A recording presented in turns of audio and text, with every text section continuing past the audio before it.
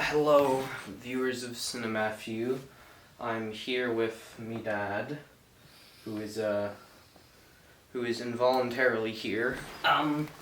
So, over the summer, as I've been watching tons of films, I came across a very special one that I was finally given permission to watch after, bothering my parents for about 4 years, but I was finally allowed to see it with, us only skipping one scene, and it is Stanley Kubrick's masterpiece, The Shining, which I borrowed from the library, and surprisingly, it was a very clean disc. There was actually no moments in the film where it stopped with an awkward cut in it, which was definitely refreshing.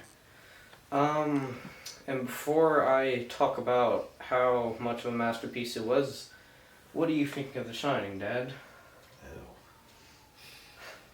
I always liked how surreal it is, and it's like a really weird dream, and I can't even remember the movie from beginning to end because it's just so confusing, but it's great.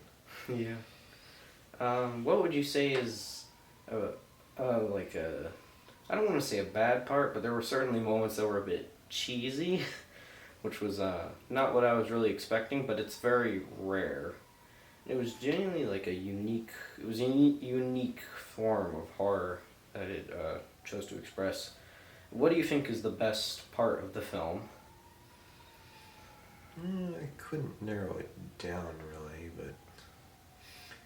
but probably where Danny's on his tricycle big wheel thing and going around, and all of a sudden he runs into the two twins, and it shows really quick jump cuts that are kind of gross, but it's kind of awesome. It's kind of awesome. Yeah, it was. That scene was I have a very unique relationship with The Shining because I've been watching it for I've been wanting to watch it for years, but the actual concept of watching it actually kind of spooked me a little bit because I had seen little scenes out of context, in Twister, where they're watching The Shining at a drive-through movie, and then you see the "Come Play With Us, Danny" scene, and then I just saw that and was kind of creeped out. But a funny story was that basically we would download movies onto our discs and just download stuff onto DVDs, and we have a lot of miscellaneous ones, some which work and most of them which are don't even play anymore. But one of those is Doctor Strangelove, which was one of my favorite films of all time as a child. It was my favorite comedy, and I used to watch it all the time.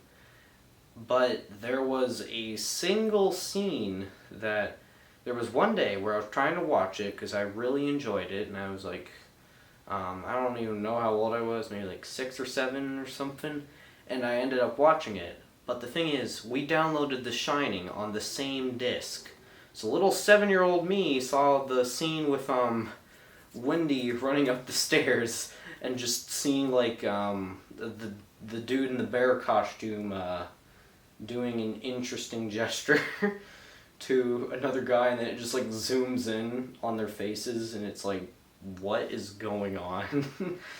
But yeah, it was just a very unique film, and it's a film that I think it's a very effective horror film because my mom isn't here. She's somewhere else right now because she kind of refuses to watch the movie, and I can definitely see why.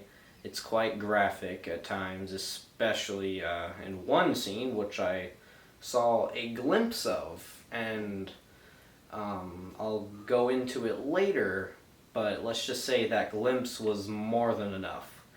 Basically, if you are one of the people who has not seen the film, The Shining is about the story of a family with Jack Torrance, Wendy, and Danny. And they basically go to a hotel to where they can take care of it over the winter, as the people at the hotel are looking for recommended people to take care of it. But there is a secret story that one of the caretakers in the past ended up going insane and murdering his family and himself. And as the film goes along, as they're isolated, Jack goes completely crazy, and it's very debatable what actually causes him to go crazy.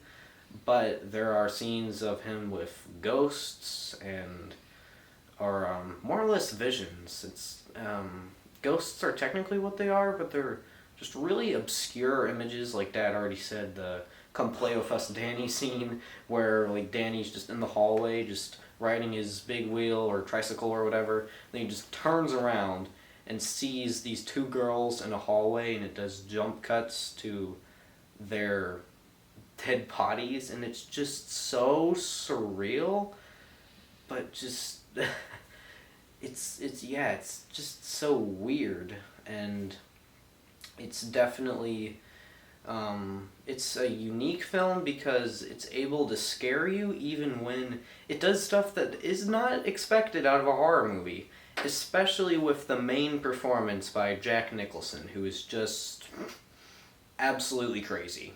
Just phenomenal acting. I already loved him in One Flew Over the Cuckoo's Nest, which is another amazing film. It's one of the only films that's made me cry.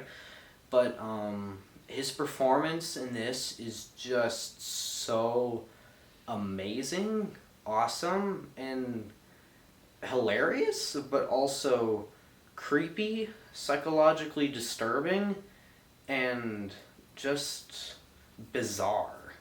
It's kind of a film that confuses you, and with most horror films, I'm almost never scared, and it's weird because as a kid I was pretty impressionable. What I would see would really stick with me, and then when I would try to watch horror films, they would just never do it. They would never actually be scary, and it was like obscure stuff like Michael Jackson or Little Shop of Horrors that would absolutely terrify me. But then it's like once you come across The Shining, it's just like all of that is blown out of proportion. The only other films I could say that have genuinely scared me are Halloween, Alien, and Jaws. But The Shining just takes it to a whole nother level because it focuses on a very personal fear, and most horror films are weird because they like tell you how to think.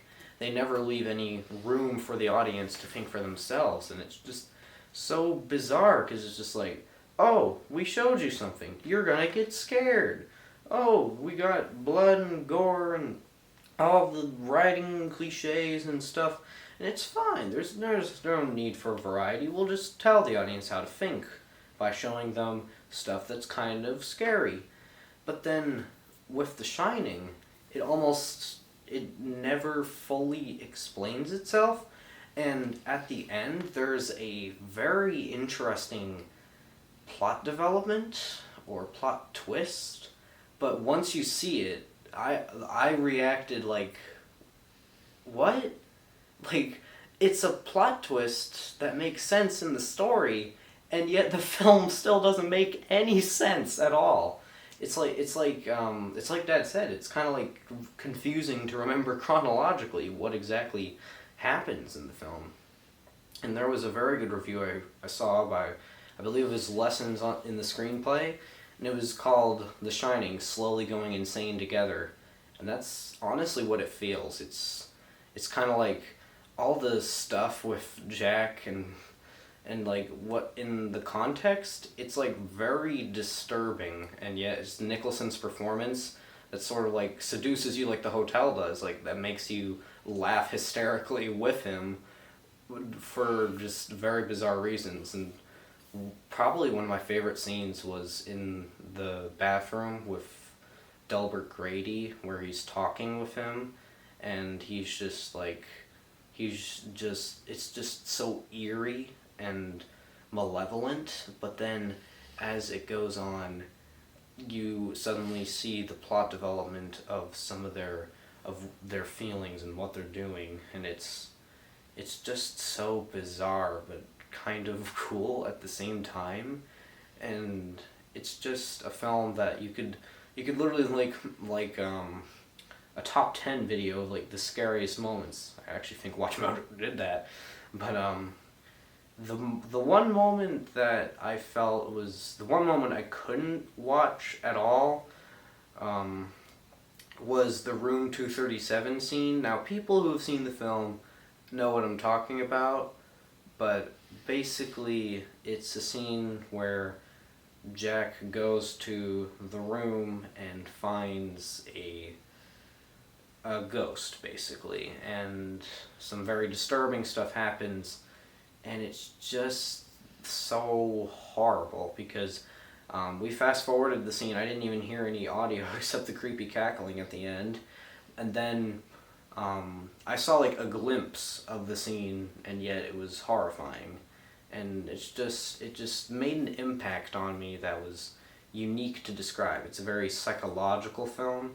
It's a very funny film, surprisingly, and it uses many techniques that I respect all the more. And I have a great respect for the people who worked on this movie because its production history was very troubled, especially with the actor of Shelley Duvall, who's been criticized a lot in the past, and yet I don't really understand. She gives a fantastic performance here, and given the circumstances of how she worked with Kubrick and how she pretty much had a breakdown on set, it makes me respect the film all the more because of what it was able to do, really.